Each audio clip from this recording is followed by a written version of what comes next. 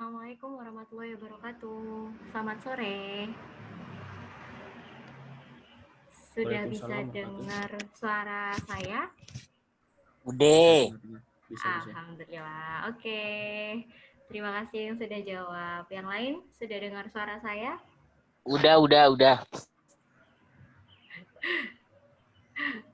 Yang lain jawab juga dong. Siap. Oke. Sudah dengar Halo. suara saya semua ya. Selamat sore semuanya. Ketemu lagi sama saya. Sore, Mbak. Kalau yang sudah sering ikut webinar Sang Juara School ya pasti sering nih ketemu sama saya. Yang baru pertama kali ikut juga nggak apa-apa. Saya perkenalan diri dulu ya. Iya. Saya Deva. Di sini nanti akan jadi MC ya, membawakan jalannya webinar nih. Tapi nanti ada moderator juga sendiri dan juga ada narasumber kita sore ini ya. Jadi narasumber kita sore ini ada Kak Neba Wais Alkorni nih. Sudah ada di sini nih Kak Neba. Kita sapa dulu ya. Halo Kak. Halo, Assalamualaikum warahmatullahi wabarakatuh. Waalaikumsalam. Ini kita Selamat panggilnya siang. Oh, di sana siang ya Kak? Di Indonesia Iya, sore ini. siang sih. Oh iya, maaf. Ya, ini kita bisa panggil apa? Biasa sering Neba. Oh, Bisa Neba, kadang Wais. Terserah, bisa Neba, bisa Wais gitu. Oke, terserah berarti ini ya Kak? Ya, terserah. Oke. Kita panggil siapa nih teman-teman dan Kak Neba aja ya? Atau Kak Wais? Juara ini apa sih, Mbak? Kenapa? Sang juara ini apa? Sang juara ini apa? Oh, ada yang belum ngerti nih sang juara ini apa? Dijelasin ya guys. Dijelasin Ya, dulu nih ya. Jadi sang juara ini salah satu lembaga bimbingan belajar, tapi kami juga melayani untuk pendaftaran kuliah ke luar negeri, begitu adik-adik. Oh. Dan ini salah satu wadah untuk kita biar bisa kasih sharing-sharing, intinya adik-adik yang mau daftar ke luar negeri itu biar ngerti apa sih dan gimana sih rasanya kuliah di luar negeri gitu. Oh. Ini siapa ya namanya? Karena namanya munculnya Oppo nih. Siapa nih? Ini Mbak Deva bicara sama siapa ini barusan? Aris. Oh, Kak Aris. Oke, siap. Oke. Sudah ya, biar nggak perlu lama-lama lagi nih. Kak Nebas juga sudah nungguin. Tapi saya mau panggil ini moderatornya dulu. Karena kalau sama saya mungkin nanti agak sungkan ini ya. Saya juga nanya-nanyanya bingung. Biar enak, saya serahkan ke Mas Falah dulu. Silakan Mas Falah. Oke, teman-teman semuanya. Oke, silakan Mas Falah. Oke, baik. Saya buka dulu ya. Assalamualaikum warahmatullahi wabarakatuh. Waalaikumsalam warahmatullahi wabarakatuh. Oke, semoga teman-teman semuanya dalam kondisi baik semua sore hari ini. Amin. Oke, jadi kita sore ini ngobrol santai aja sih dengan Mas Wais ya. Saya panggilnya Wais aja deh, udah biasa manggil Wais. Nggak apa-apa ya, Wais ya? Nggak apa-apa, Mas. Jadi Wais ini teman lama, long time no see. Gimana kabarnya, Is? Baik? Alhamdulillah, baik, Mas. Mas Falah, gimana, Mas Falah? Alhamdulillah, baik juga. Wah, di sini arek Surabaya. Arek Surabaya atau arek mana, Is? Surabaya, Mas. Surabaya ya? Asli Surabaya. Nah, oke, sekarang lagi kuliah di Seljuk University di kota Konya, di Turki. Mantap lah. Oke.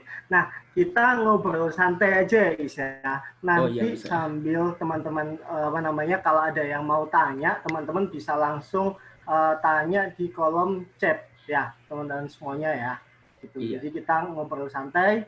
Nanti kalau misalnya teman-teman ada yang mau ditanyakan, nanti teman-teman silakan chat atau ketik di kolom chat. Nanti saya akan tanyakan ke Mas Faiz.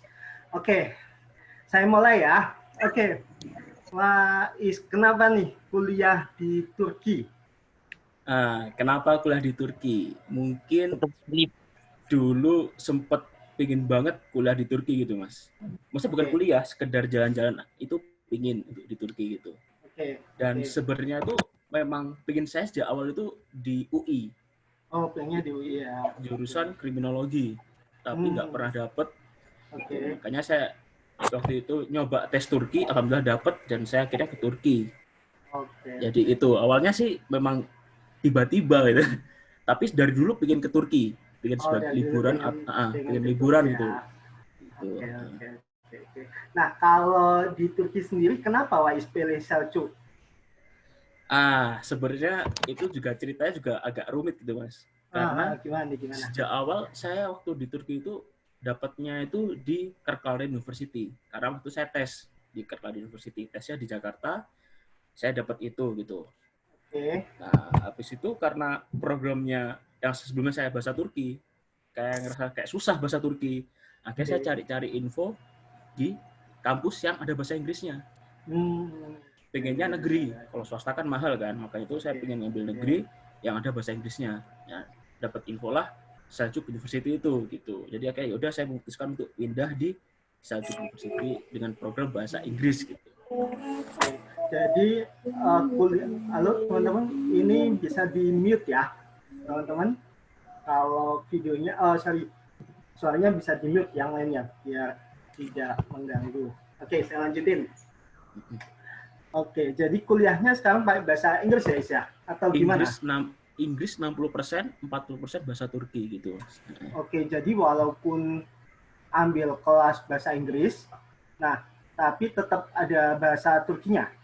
Iya, jadi kalau di negeri ya, kalau kebanyakan negeri itu nggak full 100% bahasa Inggris kecuali di Istanbul Unif sama di Ankara Unif. Cuma kota besar aja. Lainnya itu pasti tetap ada bahasa Turkinya, Mas. Gitu. Oke.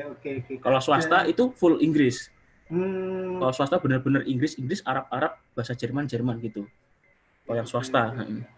Nah, jadi kalau biasanya jadi teman-teman semuanya di Turki itu ada dua kelas ya, ada kelas English, ada kelas bahasa biasa, maksudnya kelas reguler itu bahasanya Turki semua, betul ya? Gitu ya? Ada yang bahasa Arab.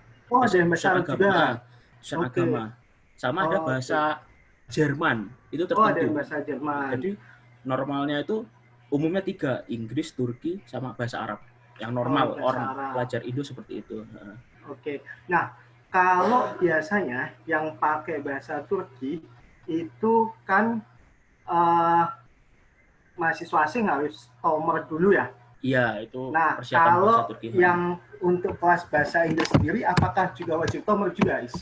Wajib. Jadi kalau normalnya itu, kalau misalkan pelajar Indonesia itu, kalau misalkan kita ambil contohnya, kayak saya bahasa Inggris, itu wajib bahasa Inggris juga.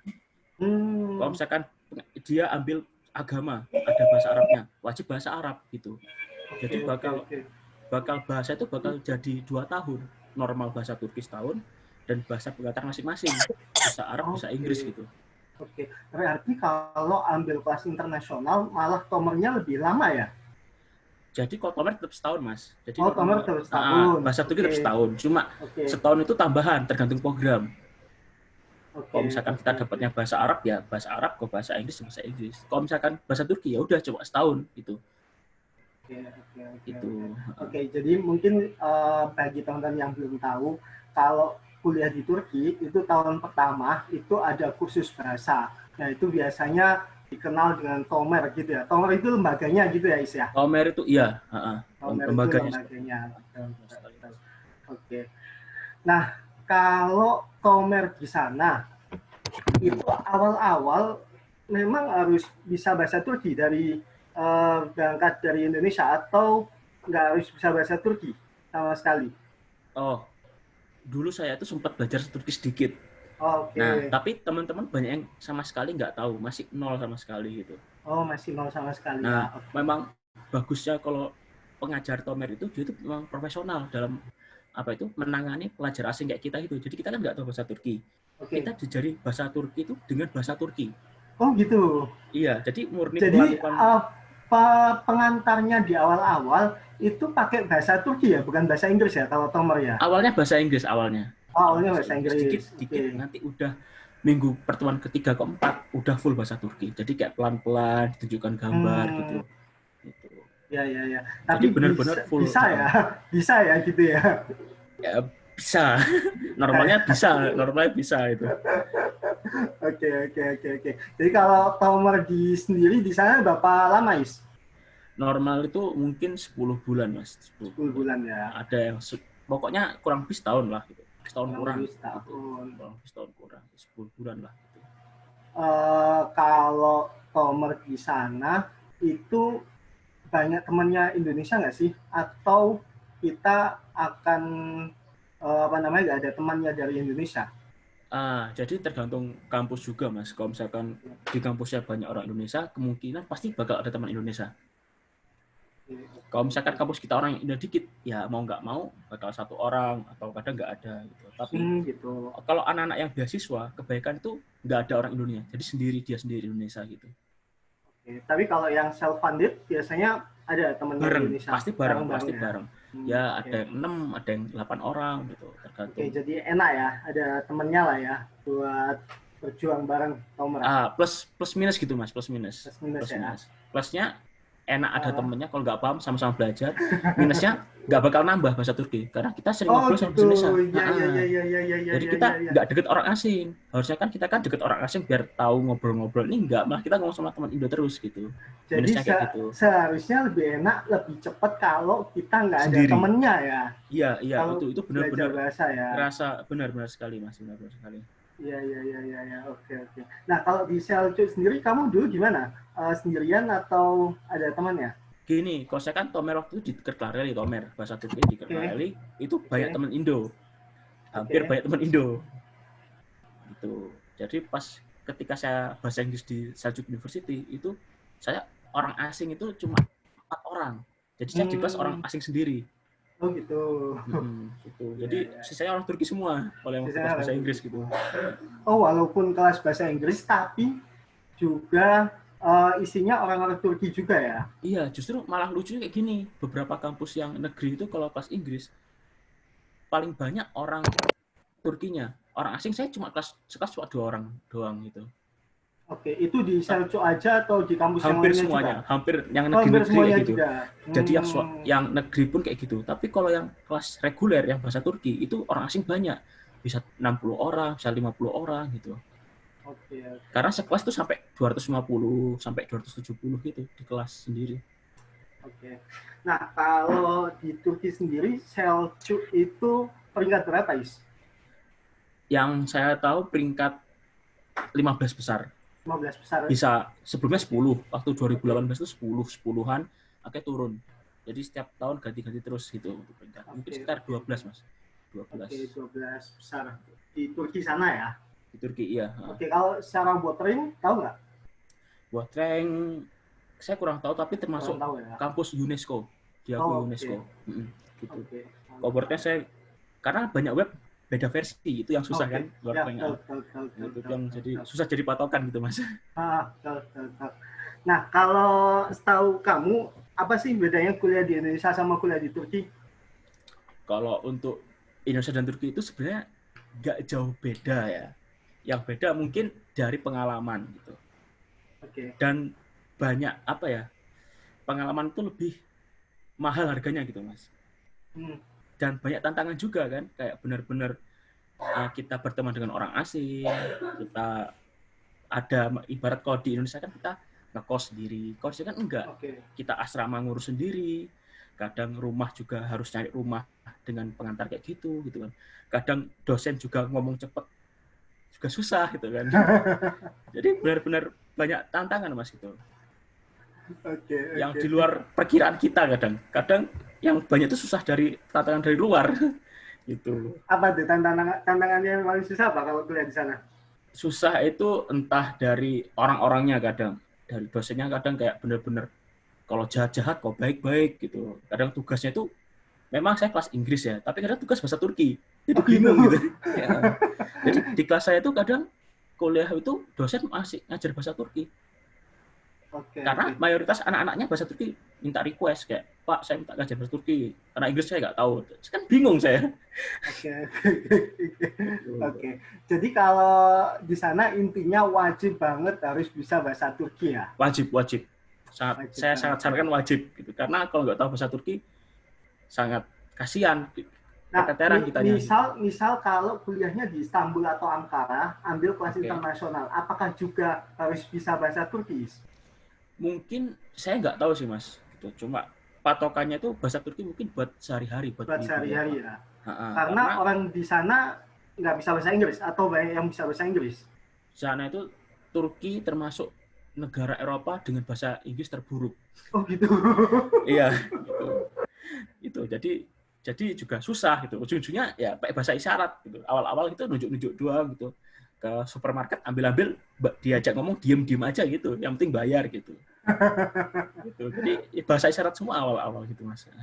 Ya, oke. Kalau di Selcu di hubungan internasional ini sekelas ada berapa orang, Nis? Satu kelas. Ya.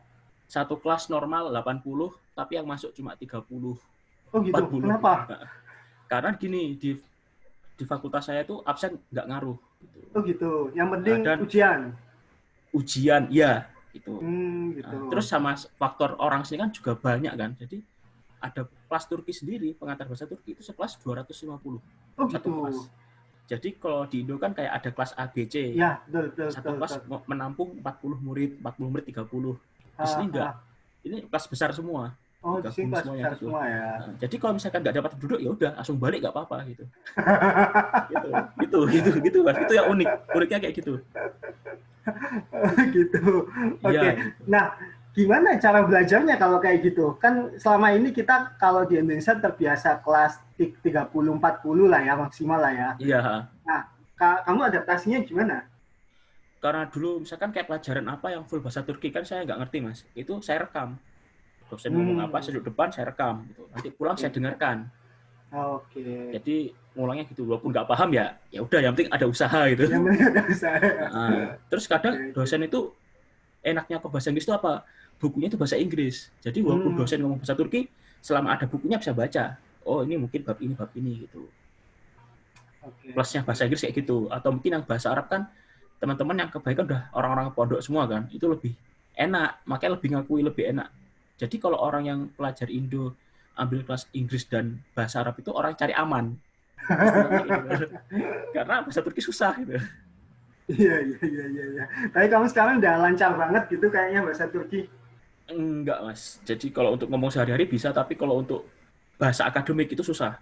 Oh iya, beda ya, antara beda. bahasa akademik udah kompleks, iya benar. Kalau ngomong sama orang masih bisa, ngomong sama ini bisa, tapi kalau udah akademik buku itu udah maknanya udah banyak banget gitu. Itu yang bikin susah gitu, Mas. Nah, di antara sekian banyak mahasiswa satu jurusan itu yang orang Indonesia ada berapa banyak yang jurusanmu? Orang Indo di jurusanku cuma satu aku sendiri, yang program Inggris, HI. Kalau yang program Turkis itu ada 2 orang. Oh, oke. Nah, itu cara belajarnya gimana kamu? Misalnya, apakah kamu belajarnya sama teman-teman Turki yang lainnya atau sendirian apa gimana tuh? Kalau saya pribadi kadang saya belajar sendiri. Belajar sendiri ya. Karena kalau sama orang Turki kadang itu gini, ini ya plus minusnya orang Turki itu. Kalau sama orang asing kayak kita Asia itu jadi sasaran empuk. Oh gitu, kenapa? Jadi orang Turki itu kadang nggak bawa buku, datang doang, diem gitu. Kalau kita kan nulis, nyatet, sana enggak. Jadi kayak tolong dong gitu. Jadi orang kita termasuk rajin gitu ya? Orang Asia, orang masih rajin. Bawa buku, niat. Kalau orang Turki atau orang-orang Eropa dan Afrika, cuma datang doang nggak bawa apa-apa. HP, udah datang, duduk diam, udah absen, tanda tangan gitu. Mereka nge-record gitu maksudnya, pakai HP nge-record. Ada yang record, ada yang foto, ada yang diem doang kan. Gitu. Unik-unik gitu Mas. Kan berbagai orang negara beda tipikal juga ya. Iya, gitu. tipikal juga ya. Dan belum tentu yang kayak gitu nilainya juga jelek juga ya, belum tentu ya. Kadang yang kita Asia pun juga belajar itu masih jelek gitu. Iya. Susahnya gitu. Iya, jadi aku dulu jadi inget pas kuliah, kita itu udah duduk yang paling depan, kemudian satu nyatet kayak gitu. Ada temen yang duduknya belakang, waktunya kuliah tidur, ujian keluarnya nilai bagus. A. Iya, kita dapat BC gitu. Ya gitu masih kayak gitu, persis ada gitu. Unik-unik orang-orangnya gitu. Iya. Ya, gitulah namanya dinamika perkuliahan ya. Iya itu. Benar Mas. Oke. Nah, kalau sekarang Wais tinggalnya di mana? Asrama atau apartemen? Saya apartemen. Di apartemen ya. Bareng teman Indonesia. Satu apartemen ada berapa orang? 4 termasuk saya, Mas. 4 orang termasuk saya. Nah, iya. Oke. Nah, kalau di apartemen itu biayanya berapa ya sewanya per bulan? Sewa itu jadi tiap sistem di Turki itu misalkan tiap bulan tuh anggap aja 2,5 juta gitu. Nanti dibagi 2,5 juta anggap aja. Oh, 2,5 juta. Itu dibagi satu rumah, ini, biaya satu rumah. Satu rumah. Tiap bulan. Oke. Ini kamu ini lagi di apartemenmu atau di Ini luar? saya di rumah teman. Ini di kota lain di teman saya. Jadi di apartemen teman.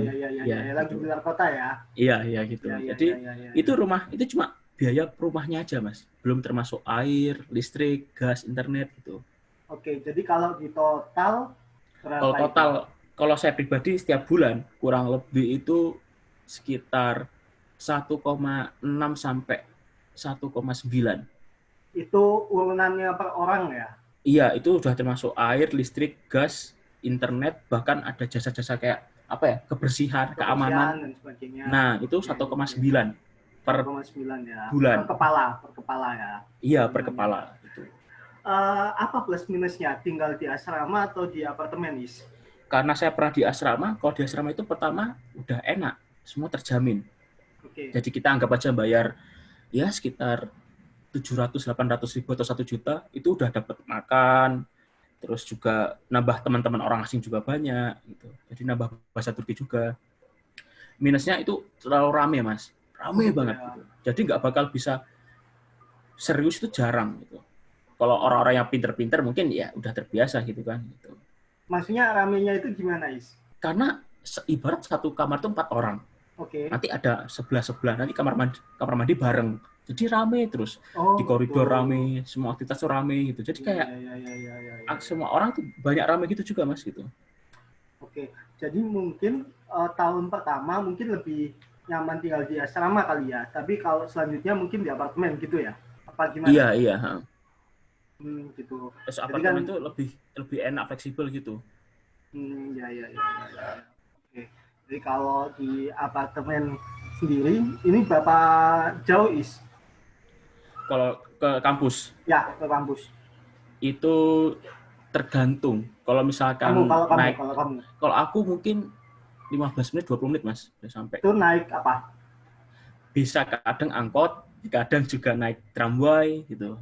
Oke, di sana angkot gimana maksudnya? Ada angkot. Oh, ada angkot. Cuma di Indonesia ya? Enggak, itu ada angkot juga itu. Jadi Oke, nah itu bayarnya gimana kalau sistem transportasi di sana? Kalau transportasi, jadi gini, kalau di Turki itu setiap kota beda-beda transportasi. Ada yang misalkan ngisi ulang kayak top up kartu gitu. Jadi sekali ngetap itu anggap aja 7.000, ada kayak gitu. Kalau kota saya gratis. Oh gitu. Ada juga yang top up misalkan 300.000, tapi bebas ngetap kemanapun, jadi nggak ada tagihan lagi. Oh, jadi itu kayak sebulan gitu maksudnya? Ya, itu di kota mana? Kayseri. Itu di kota Kayseri. Tapi kalau di Konya gratis? Gratis. Kalau Istanbul lebih mahal lagi. Satu tap itu 7.000. Kota besar semakin mahal. Kota besar turis-turis gitu. Oke. Nah, itu memang untuk pelajar atau enggak untuk umum maksudnya fasilitas pelajar. Oh, pelajar ya. Jadi dibedakan antara pelajar itu ada diskonan. Ada kalau orang tua itu ada diskonan juga. Kalau umum itu harga umum. Umumnya itu sekitar 5.000-6.000 sekali transportasi ngetap gitu. Oke. Nah, kalau kamu kan lagi ke luar kota ya? Iya, benar. Ini ke mana ini? Ke Kırklareli, ke teman saya ini. Jauh kan dari Konya ke Kırklareli? Jauh, total 14 jam. 14 jam bis. Ya? 14 naik bis ya. Nah, itu naik bis umum atau gimana, Is? Umum ya? Semua, Mas. Iya, jadi antar kota gitu ada. Bis antar kota gitu. Nah, itu sama juga pakai kartu juga atau sama kayak di Indonesia bayar karcis? Bayar karcis, tapi belinya agak online semua gitu. Ya sama lah ya, berarti kalau kayak di Indonesia lah ya. Jadi intinya kalau transportasi dalam kota itu ada yang free, ada yang sebulan 300.000 ya kayak gitu. Tapi kalau untuk transportasi antar kota itu hampir sama dengan di Indonesia gitu ya. Antar kota mungkin saya kalau antar kota belum pernah naik sih, Mas, kalau bis. Saya masih kereta masih ngerasain, tapi kalau Oke. bis saya nggak pernah. Kalau Baru di Turki ini. kalau kereta sama juga kan, sama kayak di Indonesia kan? Di kereta tuh gini, mungkin lebih murah di Turki. Oh gitu. Nah, tapi gitu aksesnya ke kota-kota besar. Jadi misalkan kota besar-besar aja yang dilewatin. Gitu, Mas. Oke. Jadi apa namanya, pilihannya antara bis Kereta, atau pesawat. kereta atau pesawat ya. Iya, benar, Mas. Oke. Nah, Wais sudah berapa tahun di sana? Ini memasuki tahun keempat. Tahun keempat. Awal-awal gimana? Apa namanya, homesick gak sih kalau awal-awal? Awal-awal pasti, Mas. Pasti homesick juga kan gitu. Apalagi juga awal bulan masih semangat, senang gitu. Masih antusias. Nanti mendekati Februari Maret kok pengen pulang gitu. Kok udah bosen, pasti gitu. Pasti gitu. Itu semua mahasiswa pasti gitu semua. Gitu Pasti ya. gitu semua. Nah, gimana tuh ngatasinnya, gimana tuh biasanya? Kalau pas musik dan sebagainya. Kalau gitu. saya karena banyak teman Indo jadi enak. Kadang ngobrol-ngobrol udah, nggak kerasa nih masih di Indonesia gitu. Kayak terbawa. Oh, ini teman-temanku masih banyak juga yang masih di sini gitu. Oke. Jadi ada teman-teman satu nasib. Oh, berarti nggak pulang. Oh, yaudah nggak pulang. Ya. Gitu. Ada Jadi teman kayak, seperjuangan loh ya. Ya, yang penting ada teman untuk teman Indonesia yang deket bisa ngobrol tuh udah bersyukur gitu. Itu Mas. Nah, kalau di sana itu kalau misalnya di Konya sendiri, nah itu ada berapa banyak mahasiswa Indonesia? Konya itu kalau di Konya kota sendiri mungkin sekitar 45 sampai 50 maksimal mungkin. 50. Oke. Kalau di kota-kota lain di Turki sama juga, segituan juga? Beda-beda, ada yang lebih beda-beda? sedikit. Kalau kota kayak paling banyak itu Istanbul itu sampai mungkin 400 mahasiswa gitu. 500. Terus Sakarya bisa 200. Oke. Nah, di Kalau Kerparaan itu 120. 120. Nah, Oke, itu beda-beda kampus ya? Beda-beda kampus semua, iya. Beda-beda provinsi kampus. beda-beda gitu, iya. Oke, jadi kalau di sana kemungkinan dalam satu kampus itu pasti ada teman Indonesianya, gitu ya? Pasti, iya. Pasti. Cuma beda Cuma fakultas. biasanya beda jurusan sama fakultas gitu ya? Iya, benar Mas, benar sekali gitu. Oke, jadi kemungkinan di jurusan akan sendirian gitu ya, Isa, kalau di sana ya? Kemungkinan besar sendirian. Kalau di kota-kota yang di kampus saya kemungkinan besar sendirian. Di kampus saya loh ya. Kalau di kota lain pasti bakal ada barengannya kayak 7 orang, 8 orang pasti ada gitu. Oke. Nah, kalau kehidupan sosial di sana gimana, Is? Maksudnya orang Turki sendiri di sana kayak gimana? Oke, jadi kalau di kota saya itu termasuk tipikalnya beda-beda. Kalau dulu di Kırklareli orang termasuk ramah, karena condong ke Eropa. Oke.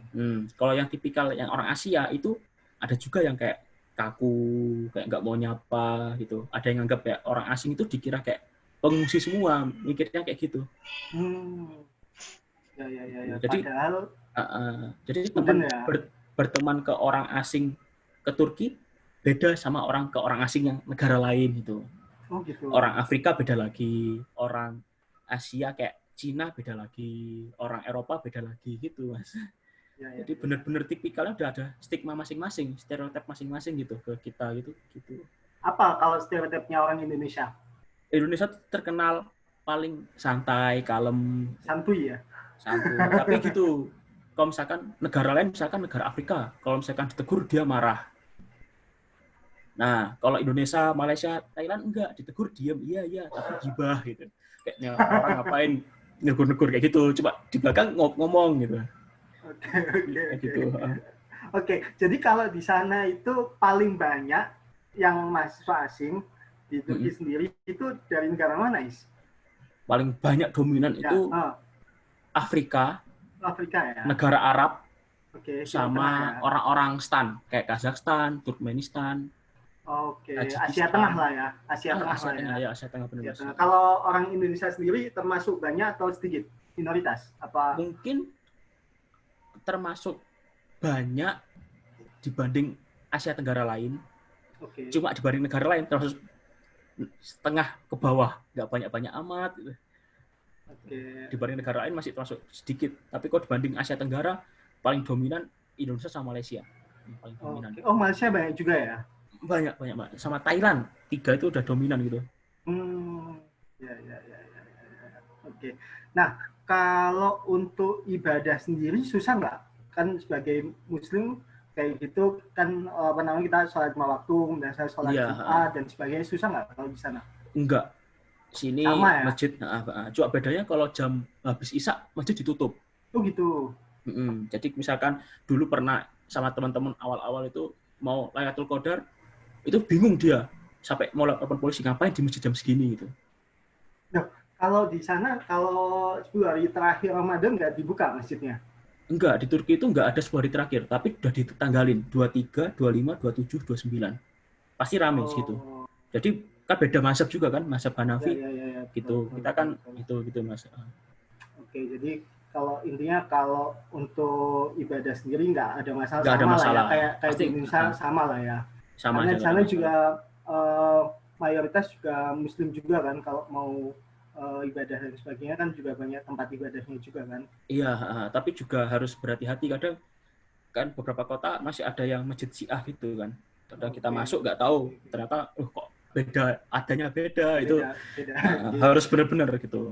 Kadang juga banyak masjid Syiah juga di sini. Beberapa kota masih banyak gitu. Oke. Nah, kalau kuliah di sana itu sistemnya gimana, Is? Maksudnya sistemnya itu apakah sama kayak di Indonesia? Maksudnya ujiannya akhir semester, tengah semester, kemudian setelah itu tiap minggu ada tugas dan sebagainya, atau? Oke. Selama saya mungkin kuliah di sini itu agak unik. Jadi untuk UTS itu 10 minggu pertama, 4 minggu sisanya atau 5 minggu sisanya itu buat UAS. Jadi lebih sedikit buat UAS. Materinya dibanyakkan ke UTS 10 minggu gitu. 5 minggunya buat UAS gitu. Kalau untuk tugas atau enggak itu kadang itu ada ngasih kadang enggak gitu Mas, sama aja itu. Sama ya. Cuma yang beda di sini dan Turki adalah per semester. Kok berapa per semester? SKS-nya. Di Indo kan maksimal 24 dengan normal 18 20. Di sini 30. Oh gitu. SKS. Iya. Maksimal gitu ya? Maksimal 30 SKS. Enggak, standar. Oh, standarnya 30 normal 30 ya, 30 SKS gitu. Jadi satu pelajaran SKS-nya 8, 7 SKS gitu. Karena di situ ada sistem transfer Eropa. Jadi misalkan kita habis Turki, pengen S2 kemana, itu bisa langsung transfer. Ada istilahnya AKTC gitu. Saya lupa. Europa Credit Transfer Sistemi kayak gitu.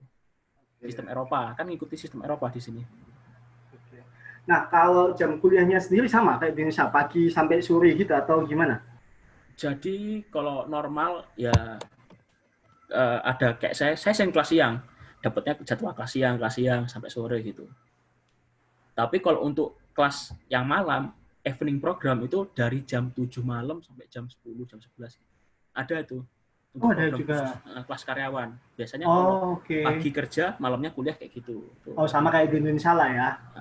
Tapi bayarnya lebih mahal. 3 kali lipat dari harga normal gitu. Oh gitu. Tapi itu kebanyakan warga Turki sendiri. Iya, warga Turki. Sama orang asing ada. Orang asing juga banyak.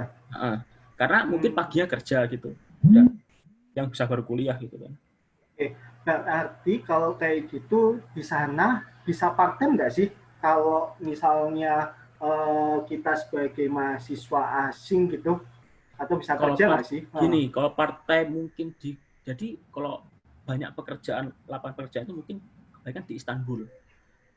Karena mungkin bisa banyak turis-turis atau apa, jadi pelayan kafe. Tapi kalau di kota saya itu ada, jadi mungkin jadi pelayan gitu. Pelayan kafe atau tukang cuci piring ada gitu. Tapi kadang juga nggak ada yang mau ngambil karena itu kerjaan berat sama benar-benar kerja 10 jam gitu. Oh gitu. Dan gajinya setiap hari anggap aja ya 140, kadang 100.000, kadang 80.000 per hari gitu. Itu 140 apa maksudnya? Rupiah atau? Ribu. Saya rupiahkan. Oh, 140.000 rupiah. Berarti sekitar berapa tuh? 70 tele. Iya, 70 tele gitu. 70 tele. Okay. Tapi karena normal orang juga mikir udah kuliah susah, makanya fokus gak usah kerja, mending kuliah aja gitu. Karena ngejarnya juga susah gitu kan. Mungkin bisa, cuma mungkin hanya orang-orang yang bisa memanajemen waktu dengan baik mungkin yang mau part time gitu. Oh, part time ya. Oke. Nah, kalau part time kan agak susah. Nah, biasanya kalau ini kan teman-teman yang berangkat awalnya beasiswa kan udah terjamin lah ya, mulai awal pasti sampai terjamin. akhir. Benar. Kalau yang self funded ini, nah itu apa mungkin masih bisa dapat beasiswa kalau misalnya udah keterima di sana kemudian masuk sebagai dengan biaya mandiri tahun kedua, tahun ketiga, tahun keempat, apakah masih mungkin dapat beasiswa? Bisa Mas. Jadi ada program pertama itu terkenal itu Erasmus. Jadi kayak kita pertukaran ke Eropa gitu, 1 semester dibiayai gitu. Terus ada Meulana itu kayak program pertukaran juga 1 semester, tapi di non-Eropa. Mungkin kayak di Azerbaijan, di Maroko, di Ukraina, atau di Rusia. Gitu. Nah, terus ada juga kayak saya gitu, kayak ada teman-teman yang ambil itu ijazah lembaga, tapi harus ikut asramanya. Misalkan saya pengen lembaga A, itu harus sepaket sama asramanya, gini dapat uang. Gitu. Ada juga kayak saya itu, kita apply sendiri ke kampus agar per semester dikurangin kayak gitu. Kayak saya gini, bisa. Jadi ada di pengurangan sekitar 40% gitu. Jadi misalkan saya per semester dulu 2,5, sekarang jadi 1,3 mungkin sekarang. Oke, di sana kan kuliah udah murah ya? Iya, kuliah memang murah untuk kampus negeri, untuk kampus negeri. Cuma masih ada potongan lagi. Iya, masih potongan lagi. Nah, tapi kalau beasiswa, misalnya beasiswa untuk yang mungkin kalau bagi orang Indonesia kan untuk biaya kuliahnya nggak terlalu masalah kalau kuliah di Turki. Artinya bisa jadi lebih murah kuliah di sana daripada di sini. Benar. Yang jadi masalah adalah biaya hidup kan? Biaya hidup, benar. Nah, kalau biaya hidup itu ada beasiswanya juga nggak? Maksudnya beasiswa yang untuk mengcover biaya hidup? Kalau biaya hidup setahu ini belum ada. Setahu ini saya belum tahu dan belum ada. Nah, kalau mau lebih enaknya ya itu gabung sama kayak kegiatan misalkan lembaga A gitu. Tapi harus sepaket sama tiap acara minggu ini bantu-bantu ini gitu. Jadi sepaket kayak dibiayai semuanya gitu.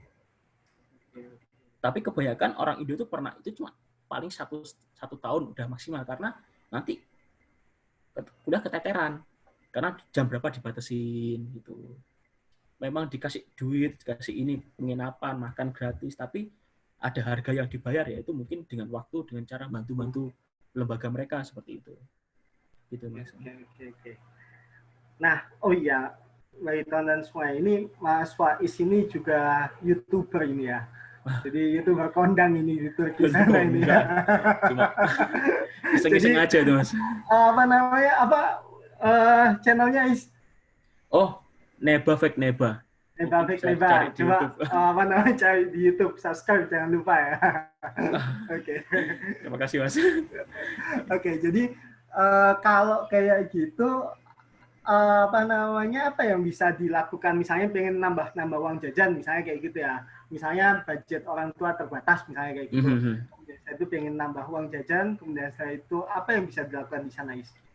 Kalau normalnya kalau udah budget kurang itu pasti mereka cari part time. Pasti itu opsi paling mending part time gitu. Kalau yang dirasa orangnya pinter, nilai bagus, beasiswa gitu. Tapi kalau yang pengin kayak saya tuh paling normal yaitu ngurangin dengan cara per semester dimurahin gitu. Cara agar untuk uangnya itu buat saya tambah-tambah tabung-tabung gitu. Oke. Jadi gitu ya caranya. Cara menghemat uang kayak gitu. Menghemat uang lah ya. Benar. Nah, kalau di Turki sendiri untuk asrama atau untuk tempat tinggal yang udah kita bahas tadi kan nggak terlalu beda jauh sama Indonesia lah ya. Iya benar Mas. Nah, kalau untuk makan sendiri gimana Is di sana Is? Kalau makan sendiri, kalau saya pribadi kadang jajan, kadang juga masak bareng-bareng gitu. Tergantung mood saya gitu. Jadi kalau saya makan juga Ya kalau makan murah ya nggak mungkin, pasti kalau makan murah pasti nggak enak, itu doang. Oh gitu ya. Ya pasti, itu pasti. Kalau murah pasti nggak enak, pasti aneh, rasanya itu kurang cocok di lidah Indonesia gitu. Oke, murah itu berapa itu? Murah itu? Murah itu standar Definisinya. 15.000 itu murah gitu. Tapi masih rasanya nggak cocok. Maksudnya nggak cocok itu bagi lidah Indonesia? Lidah Indonesia. Oh, oke. Jadi kalau orang Indonesia tuh cari makan itu yang makan makanan nasi Arab gitu, porsinya banyak, lebih murah gitu. Oke. Nah itu berapa tuh kalau mau makan yang kayak gitu? Kalau gitu anggap aja 80.000 bisa bagi orang 3.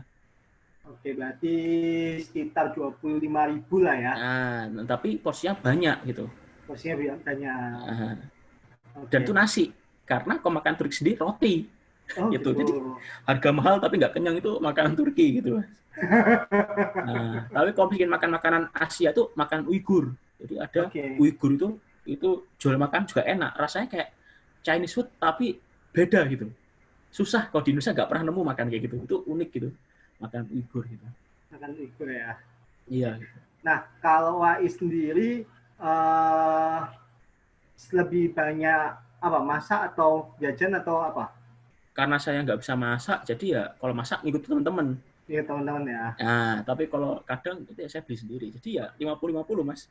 15 hari masak, kadang 15 hari jajan. Oke. Inilah ya, kalau tanggal muda biasanya jajan dulu ya. Kalau tanggal tua biasanya masak. Enggak juga Mas. Ya. Oh, kebalik ya. Kadang masak itu enak-enak. Oh, gitu. Kalau masak enak-enak. Pas makan nanti mikir, segini jajan apa gitu ya. Kadang gitu. Ya. Oke. Mas. Nah, selain penginapan, kemudian setelah itu makan, apalagi nih pengeluaran selama di Turki sana yang lumayan besar juga. Kalau yang tiap bulan itu pasti ada pengeluaran tak terduga. Misalkan entah kulkasnya rusak, keran bocor.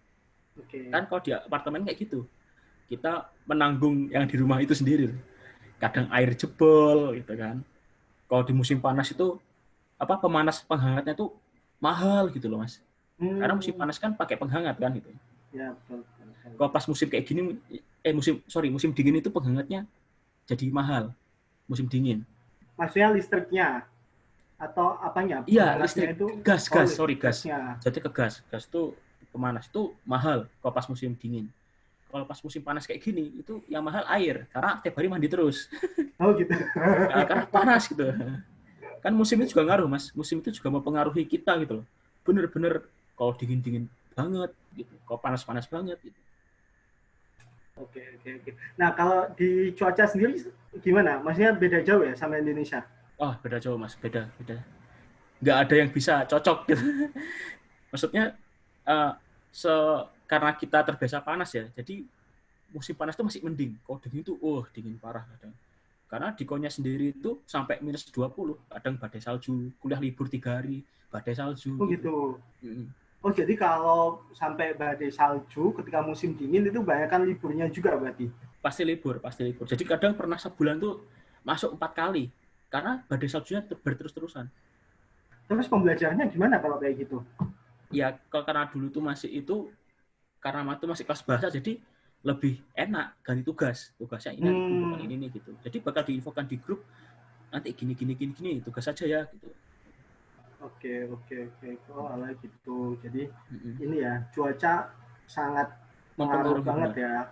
Kalau di Indonesia kan nggak terlalu ngefek kan, paling kan hujan atau paling ngefek ya kalau banjir kan gitu kan, baru masuk sekolahnya kan gitu kan. Tapi kan ya jarang banget kalau yang kejadian kayak gitu, kecuali sekolah-sekolah yang areanya memang kebanjiran kan gitu. Rawan banjir bener Mas.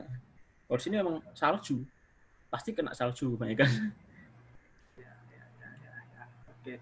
Jadi itu tadi, kembali lagi ke topik tadi. Jadi yang paling banyak habisnya itu makan, kemudian setelah itu asrama, kemudian setelah itu kebutuhan tak terduga tadi. Kalau biaya atau kebutuhan kuliah ada lagi nggak, Is? Kuliah sih enggak, Mas, paling beli buku gitu.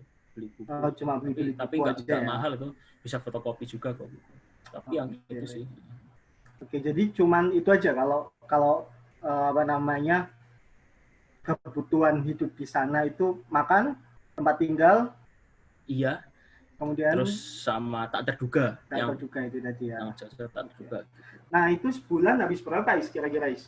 Butuh biaya berapa itu dengan standar hidup minimal, hidup biasa, sama hidup yang enak kayak gitu. Nah, itu berapa tuh masing-masing? Kalau di tiap kota kan beda-beda Mas ya. Kalau saya kan termasuk Konya kan termasuk kota besar juga. Kalau saya pribadi itu 4 itu udah mencakup semuanya. 4. Nah, itu apa tuh? Minimal, standar atau enak itu? Itu standar tapi ibarat antara nggak hedon juga nggak miris gitu loh. Gitu. Cukup gitu. Kalau pengen makan enak bisa gitu. Mau makan ini bisa gitu. Kalau misalkan minimal mungkin itu 3. Minimal 3 ya. Di kota saya 3 itu udah minimal, itu udah mepet, udah ibarat ke kuliah nggak naik transportasi, kadang jalan gitu, nggak mau naik angkot. Oke. Nah, kalau Edon berapa tuh kalau Edon? Edon bisa terbatas ya. Bisa 7, bisa 8 gitu. Oke. Nah, itu kan kalau di Konya lebih mahal mana? Konya sama Kirklareli kan kamu pernah di Kirklareli punya di Konya. Oke. Sama aja. Kalau Konya Kirklareli sama aja. Cuma gini, kalau misalkan di Kirklareli itu rumah murah-murah. Biaya rumah lebih murah gitu. Kalau di Konya yang murah transportasi, ibarat gratis gitu. Jadi kayak semua itu saling nutup-nutupi gitu, Mas. Jadi kadang di misalkan makanan lebih murah Konya. Tapi kalau rumah lebih murah Kirklareli. Jadi sama aja. Kalau di kalkulasi ya nggak jauh beda sebenarnya. Oke. Kurang lebih sama. Jadi intinya di Konya maupun di Kirklareli ya tetap sekitar 4 juta ya kamu ya? Iya, 4 juta. Tapi kalau kota Ankara, Istanbul, Bursa itu 6, minimal 6. Karena kota turis kan, itu lebih 2 kali lipat mungkin, atau lebih banyak lah dibanding kota saya itu, kalau kota yang kota besar-besar gitu. Oke. Nah, kalau biasanya kan orang Indonesia gini kan, tertarik kuliah di Turki karena dekat Eropa, kemudian saya itu pengen jalan-jalan ke Eropa juga, kayak gitu. Nah, itu bisa nggak sih? Kalau misalkan ke Eropa sendiri nggak bisa, karena Turki bukan bagian Uni Eropa gitu. Bukan bagian dari Uni Eropa. Jadi harus apply visa Schengen dulu kalau mau ke Eropa gitu. Eropa, oke. Tapi jadi, ada juga kok jalan-jalan tuh ke Azerbaijan, ke daerah Kaukasia gitu, ke Iran, itu bisa gitu. Oh gitu, itu apa namanya nggak pakai visa lagi? Itu FOA, visa on arrival biasanya. Oh, visa on arrival. Oke. Bisa gitu. Nah, Wak sendiri tahun pulang berapa kali? Tahun sekali, Mas. Pas musim panas. Ya. Pas musim panas ya. Musim panas, karena lebih panjang liburnya, 3 bulan, bisa 3 bulan. Oke. Teman-teman yang lainnya juga sama, rata-rata yang kuliah di sana pulangnya setahun sekali.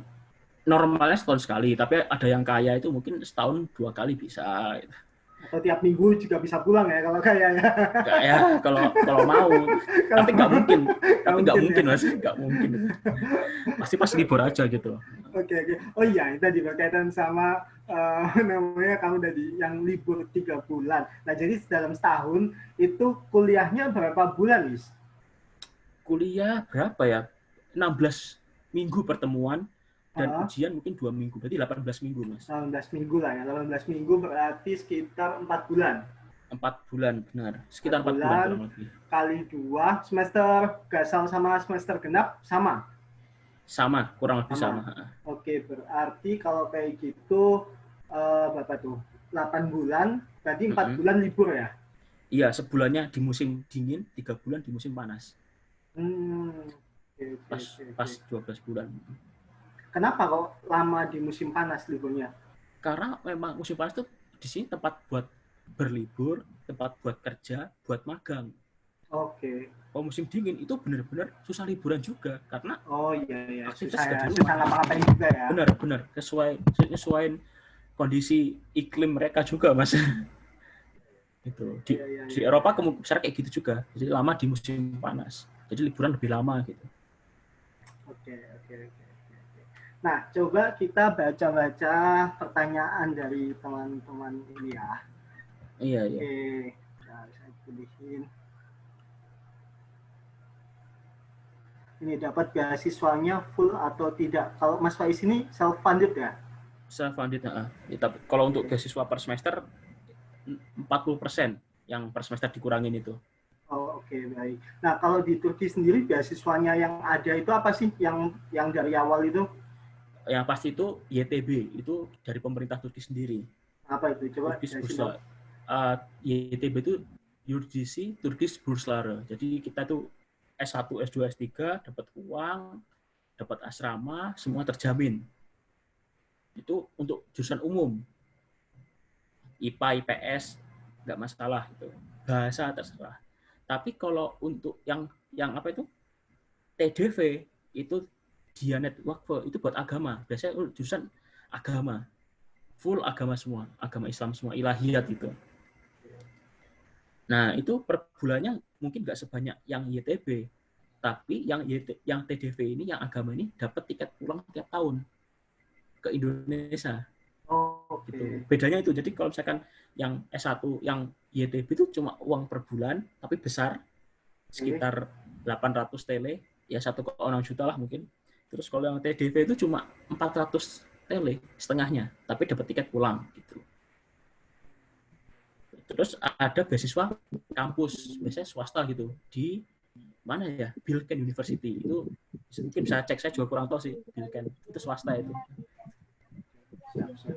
Nah, ini juga tanya nih, Kak, jika jurusan IPA ingin masuk jurusan HI, apa yang harus saya siapkan untuk bisa masuk jurusan HI dalam jalur beasiswa? Tentang materi atau nilai-nilainya, tahu nggak? Kalau beasiswa, jadi gini, kalau untuk beasiswa itu nggak masalah IPA IPS. Karena di Turki sendiri itu nggak ada IPA IPS. Semua kalau untuk SMA itu dicampur semua, rata semua. Oke. Jadi berarti kalau misalnya anak IPS ambil jurusan kedokteran bisa nggak? Kalau itu ada tesnya juga kan, dari iya. tesnya juga yang berpengaruh gitu. Kalau ada IELTS-nya nilai bagus ya nggak masalah gitu. Di Turki kayak gitu. Tapi ya nggak ada juga orang IPS ambil kedokteran. Kalau IPS masih ambil teknik masih ada yang masih apa masih bisa, mungkin arsitek masih bisa, masih ada yang ambil. Tapi kalau yang itu nggak bisa gitu. Ya. Oke. Nah, ini ada pertanyaan lagi, Kak, untuk public relations di Seljuk bisa milih bahasa tidak? Jadi gini, kita daftarkan milih dulu kan. Daftar itu ada misalkan public relation, ada pengantarnya Inggris atau Turki gitu. Kalau kita dapatnya Turki ya kita harus tomer. Nah, kalau kita dapat bahasa Inggris ya wajib bahasa Inggris gitu, Mas. Jadi kita itu milih nanti yang menerima itu pihak kampus, ditaruh pengantar Jerman atau apa, serah dia. Yang penting termasuk dalam list pilihan kita gitu. Ada tanya lagi, kuliah di Turki harus ada penyetaraan ijazah enggak? Iya, nanti ada. Nanti kita dari Turki itu namanya Denklik. Denklik itu kita nanti ngurus ijazah disetarakan ke Turki gitu. Oke. Jadi kita jadi kayak ijazah SMA kita tuh akan disetarakan di Turki, setara Turki gitu. Oke. Itu kalau mau masuk Turki. Kalau untuk mau kuliah, itu mau kuliah, Mas. Ya, kalau mau kuliah. Kalau lulus perlu penyetaraan enggak? Lulus dari Turki? Ya.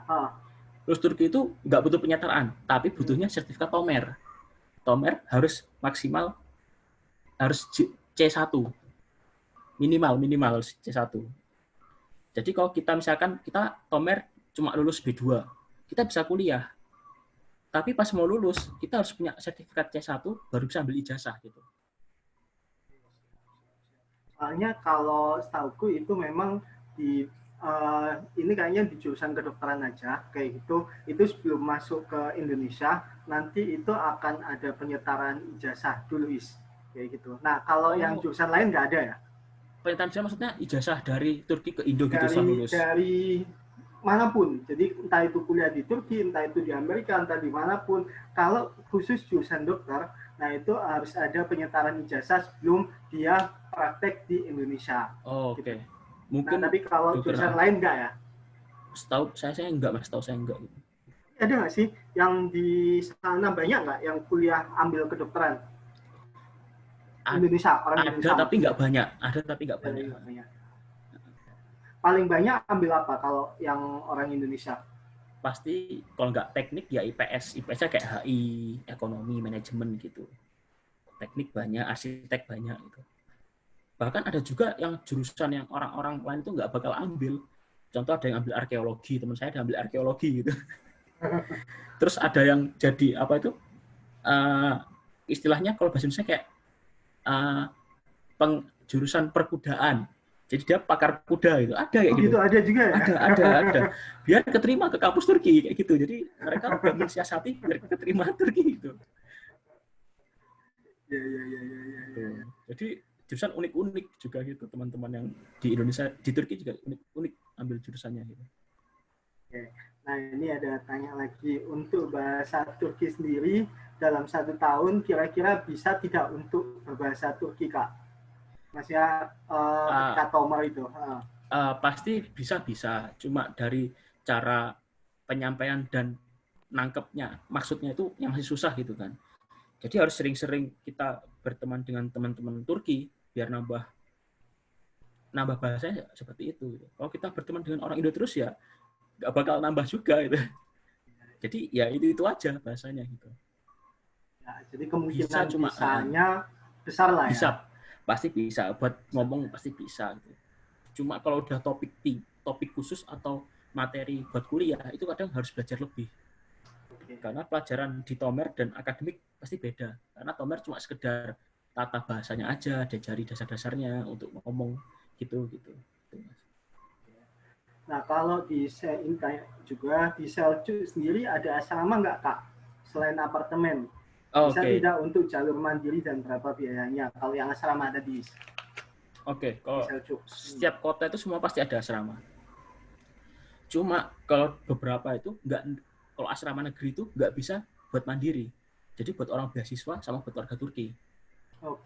Jadi yang orang mandiri itu jatuhnya kalau asrama ke asrama swasta. Nggak ke asrama negeri gitu. Untuk biaya mungkin sekitar lebih mahal.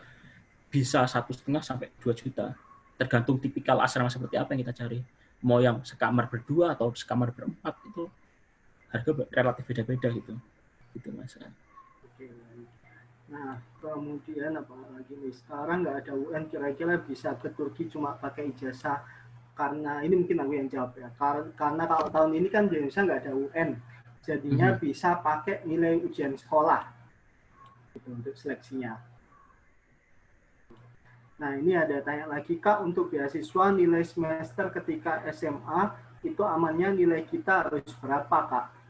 70, 80, atau 90, tahu nggak? Untuk beasiswa nilai semester ketika SMA.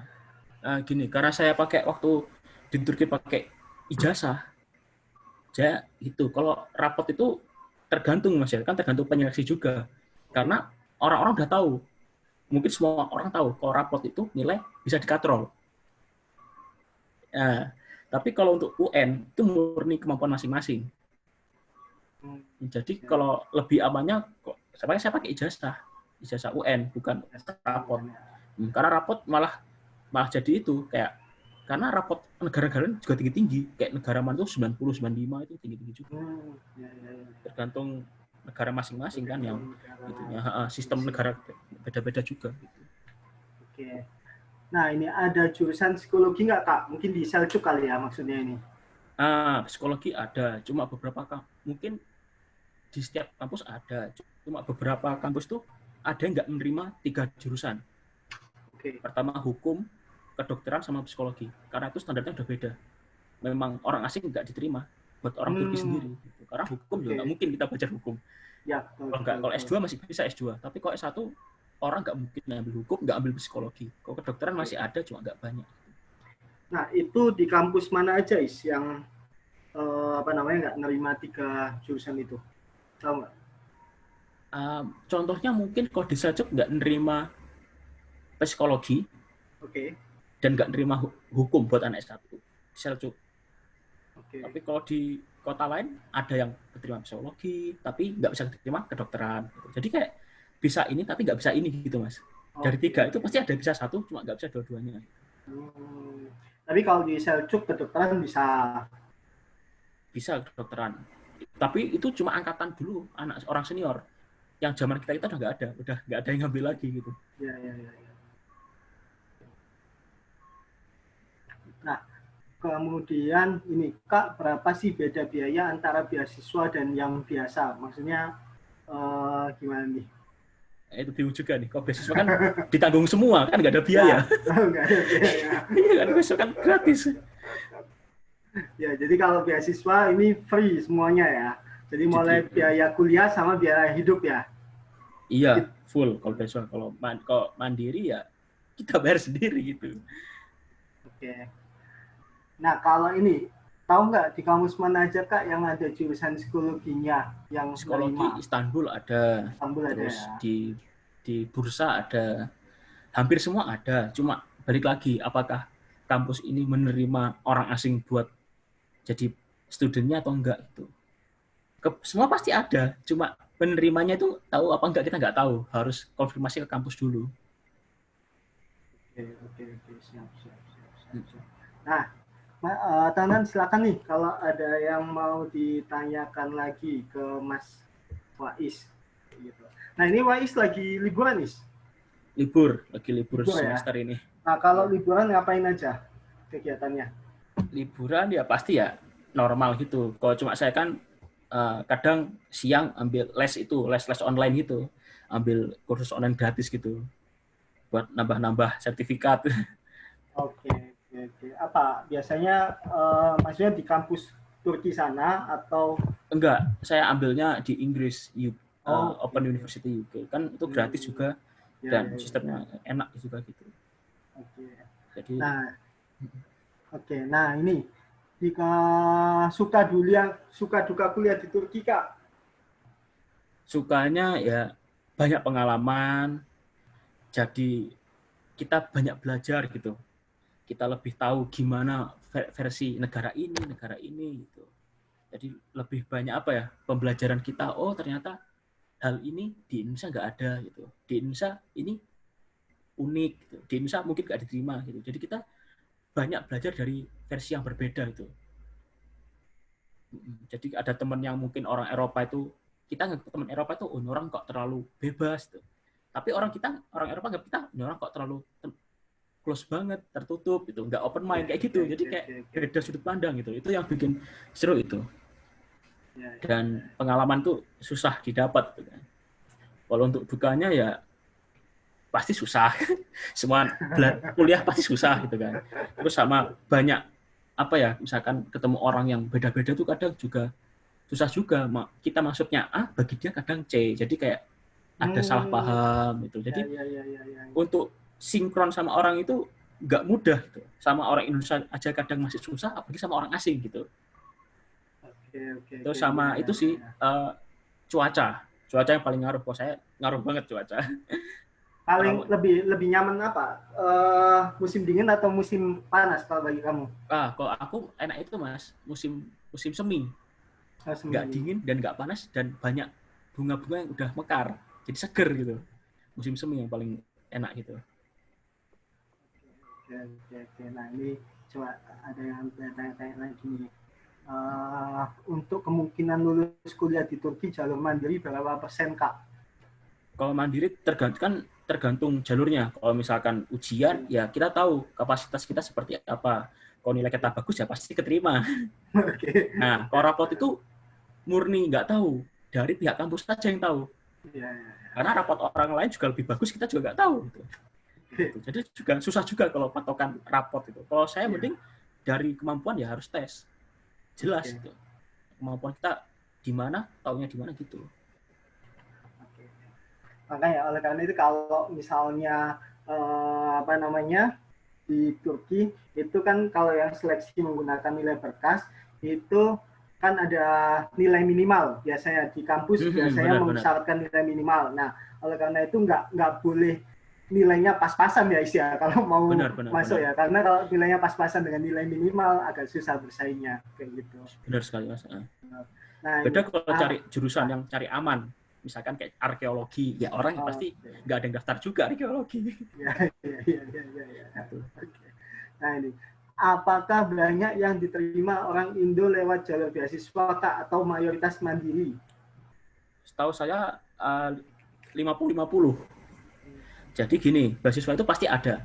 pasti banyak orang Indo juga yang keterima banyak di berbagai kota.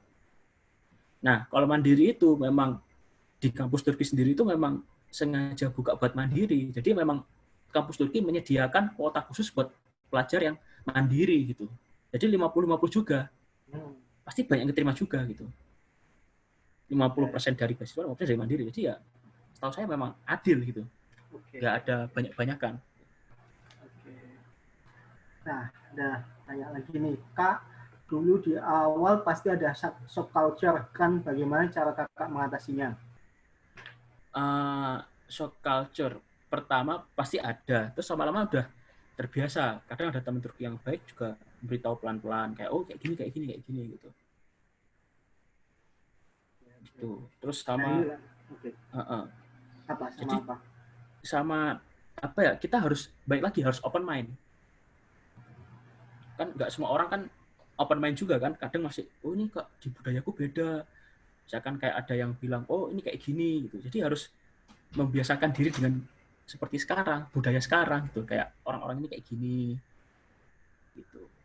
Oke. Nah, kalau kamu sendiri dulu shock culture-nya apa, Is?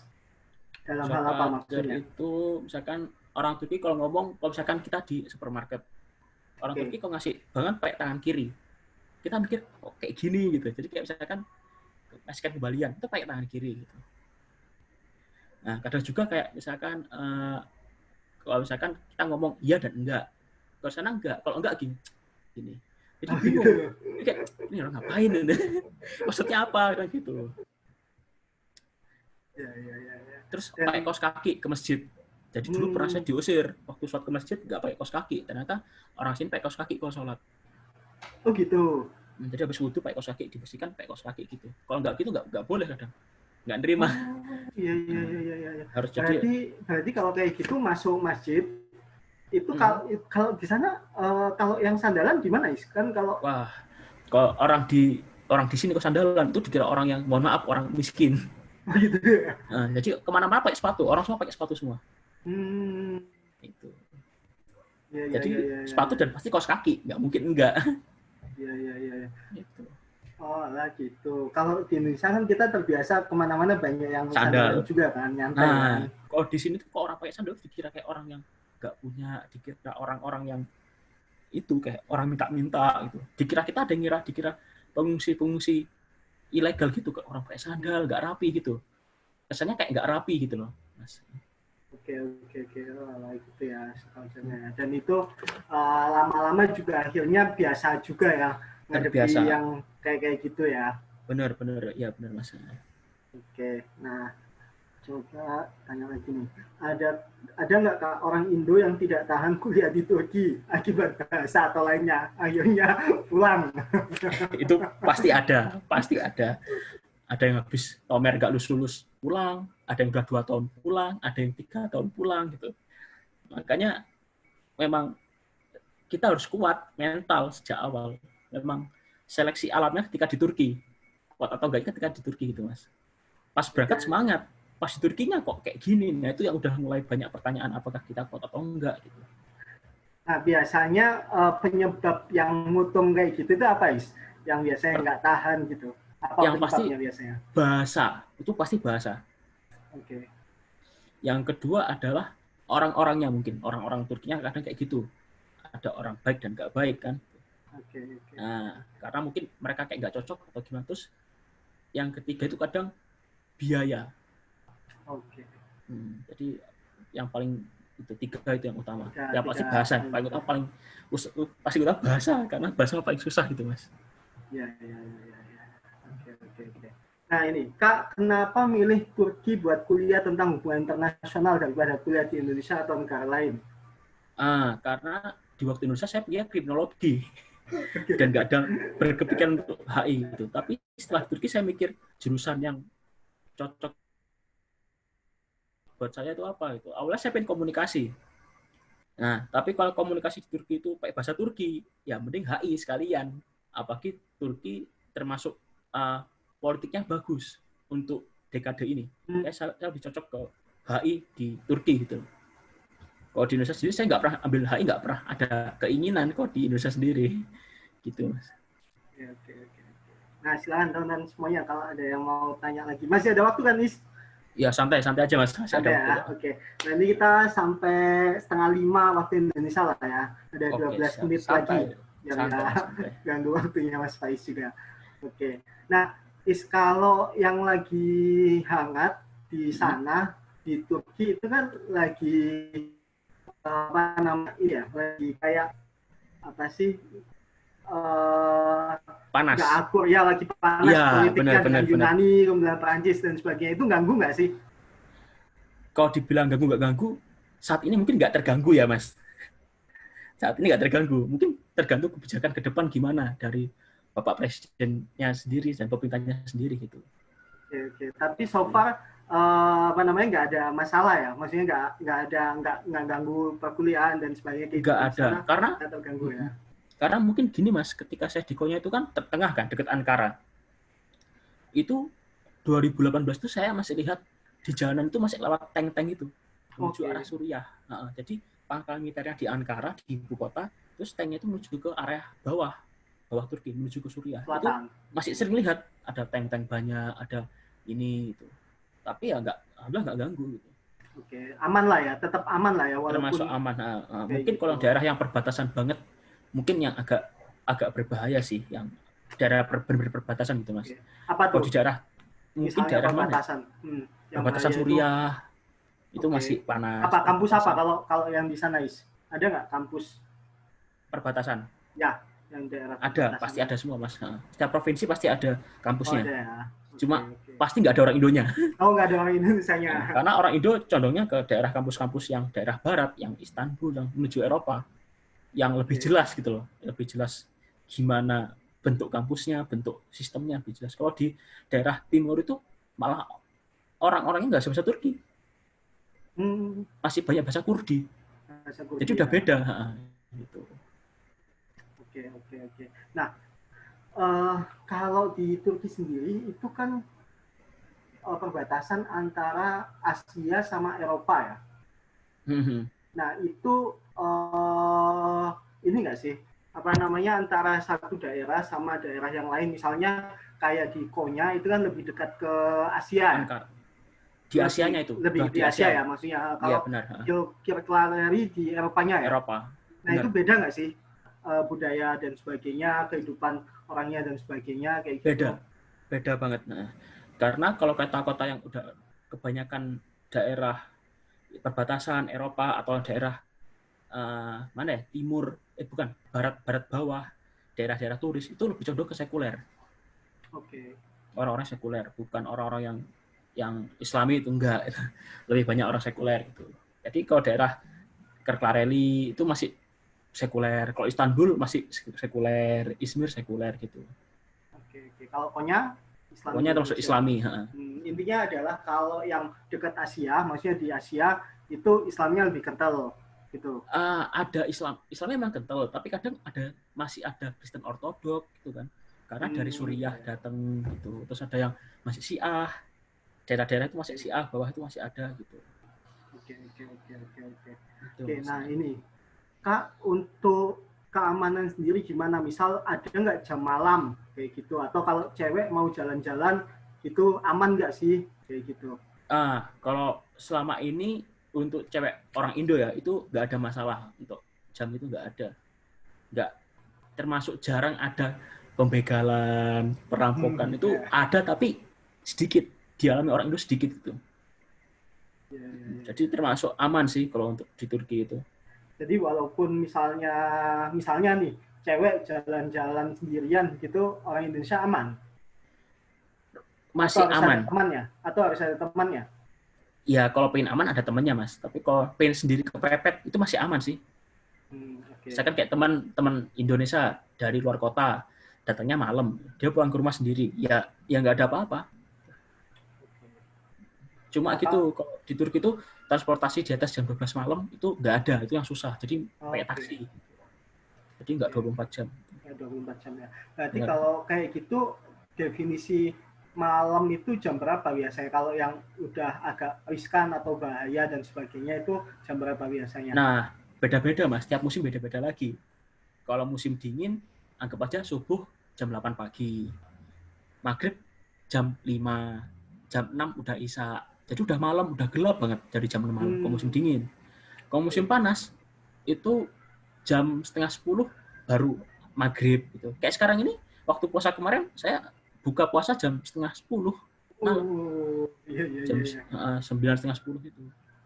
Jadi malamnya itu kadang baru jam 12, jam 11 itu udah saat isya gitu. Jadi dikit. Malamnya pendek, siangnya panjang gitu pas musim panas gitu.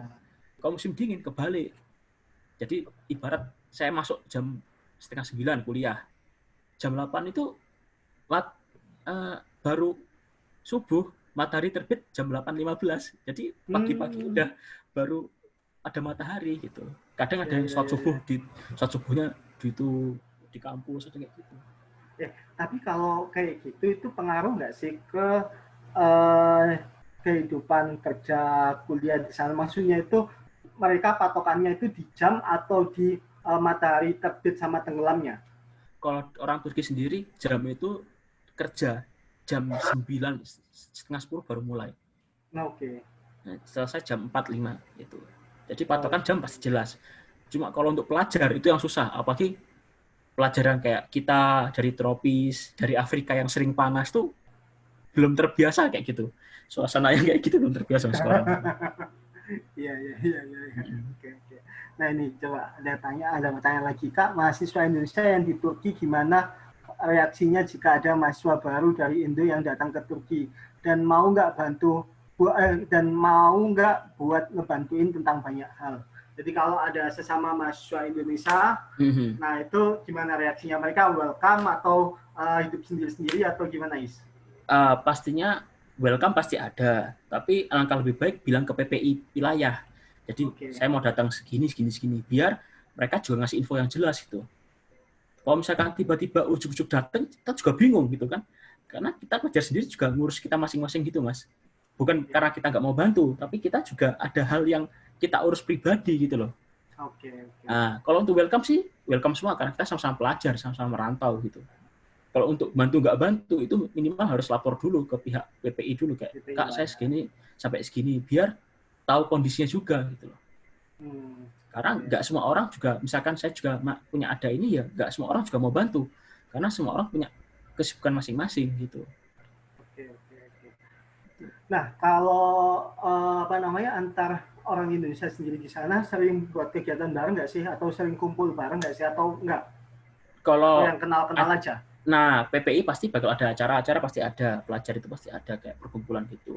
Cuma karena di Konya itu ada 5 kampus, jadi susah untuk ngatur. Jadi dominan Seljuk ya masih sering ketemu anak-anak Seljuk. Kalau kampus Najmeddin masih sering kampus Najmeddin gitu. Jadi kan kita beda-beda kampus semua, Mas. Juga susah itu. Ada tapi nggak banyak gitu. Paling sebulan 2 bulan sekali ada acara, tetap ada. Gitu. Siap. Oke, nah ini pertanyaan lagi, Kak. Kalau SMK bisa nggak kuliah di sana jurusan HI? Kalau lulusan SMK bisa kuliah Turki bisa. Kalau HI-nya saya kurang tahu. Nah, karena untuk kalau pasti lulusnya kan harus SMA sederajat. Jadi SMA, SMK, MA nggak masalah. Kalau untuk jurusannya saya kurang tahu karena itu keputusan kampus masing-masing. Oke, jadi mungkin saya bisa bantu jawab ini. Ini insya Allah bisa. Kalau berdasarkan yang saya tahu, SMK nggak ada masalah juga. Jadi diakui sebagai SMA sederajat itu tadi. Gitu. Nah, kemudian ini, misal persiapan belajar materi untuk tes yang ULYOS ya tadi ya. Nah, iya, itu materinya SUYOS ya. Oke, itu materinya apa aja? SUYOS itu lebih mengarah ke logika kayak TPA gitu, Mas. TPA sama matematika gitu. Oke. Nah, total soal berapa ya? 60, 30, saya lupa. Kurang lebih kayak gitu. 30, okay. Jadi kalau pengen matematika susah ya fokus ke TPA. Tapi kalau itu biasanya bulan apa tuh? Biasanya normal tuh dari Juli, Agustus. Okay. Tapi karena COVID, kebanyakan semua kampus jadi berkas. Okay. Jadi mungkin ini tahun pertama semua kampus yang awalnya tes jadi berkas tahun ini, 2020. Jadi peluangnya juga nggak tahu, apakah berkemungkinan juga nggak tahu gitu. Nah, oke. Nah, ini kalau misalnya nanti nggak ada pertanyaan, mungkin ini pertanyaan terakhir. Nanti sebelum menutup. Ini nanti kan kondisinya masih pandemi di Turki, di Indonesia, di dunia, dan dimanapun kayak gitu. Kuliahnya online atau offline apa gimana? Jadi tergantung kebijakan kampus masing-masing, Mas. Yang di Istanbul ada yang tatap muka, ada yang online, ada yang masih dibicarakan. Kalau Selçuk saat ini online. Oke. Fakultasku online, tapi ada fakultas yang tatap muka. Kayak kedokteran, kayak kesehatan itu tatap muka. Oke. Jadi setiap fakultas beda-beda antara entah online atau enggak gitu. Kalau saya kemungkinan besar online tahun ini. Semester ini tepatnya, semester ini. Karena semester depan pasti. Oke, artinya kalau kayak gitu yang teman-temanmu misalnya yang pulang ke Indonesia itu nggak perlu balik ke Turki dulu? Ya mungkin ada yang balik, ada yang reschedule tiket, ganti jadwal tiket, ada yang kayak gitu. Ada juga yang balik karena mungkin perpanjang rumah, perpanjang kontrak ini, perpanjang izin tinggal, itu tergantung urgensinya masing-masing, Mas. Oke, baik. Oke, nah sebagai penutup apa nih pesan dan kesan untuk adik-adik yang mau kuliah di Turki? Persiapannya apa aja yang perlu disiapin, kemudian pesan dan kesannya apa, wejangannya lah sebagai senior kayak gitu. Wejangannya yaitu ya berdoa, berusaha gitu. Dan ya semua itu ada hikmahnya gitu, Mas, kayak gitu. Terus jangan pernah meremehkan diri sendiri gitu. Karena tugas orang lain adalah meremehkan kita gitu. Kita adalah mensupport diri kita gitu kan. Jadi ya harus optimis gitu loh. Kadang itu yang kita rencanakan tuh kadang di luar dugaan tuh. Memang Allah yang tahu jalan kita seperti apa itu Allah gitu. Makanya kita cuma bisa berusaha gitu. Oke, mantap gitu, sekali. Oke, jadi apa namanya tugas kita adalah optimis, berdoa. Berdoa. Ya. Dan juga tadi apa tadi? Kalau orang lain meremehkan diri kita. Nah, tugas orang lain itu meremehkan kita, makanya kita jangan meremehkan diri kita. Kita mensupport diri kita gitu kan. Oke, siap. Oke, mantap sekali. Oke, Wais, terima kasih banyak untuk sharing-sharingnya sore ini.